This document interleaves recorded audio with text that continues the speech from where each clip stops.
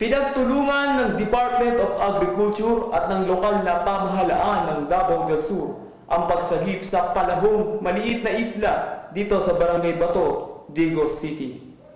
5 hektarya ang lawak ng Pasig Islet noon, pero dahil sa maraming dumaang bagyo, lumiit na ito ng lumiit. Yung little islet, more or less 1.5 hectares. Pero hindi pa develop pa tayo, palaki yung restoration ng Pasig. Nilagyan na ng mga lumang gulong ang paligid ito na donasyon ng mga bus company upang huwag gumuho ang buhangin. Hindi pa tapos ang pagsasaayos ng isla, pero bukas na ito sa publiko para may pandagdag na rin sa pagpapagawa nito. Mga customer namin, sila yung nagpapakain sa isda dito.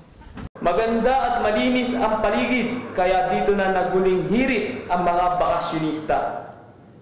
Humabol po kami sa swimming kasi malapit ng pasukan. Richard Benito para sa UNTV News Worldwide. At ito ang balita. Richard Benito, Fast Break, Digos City. Richard Benito, Fast Break, Digos City.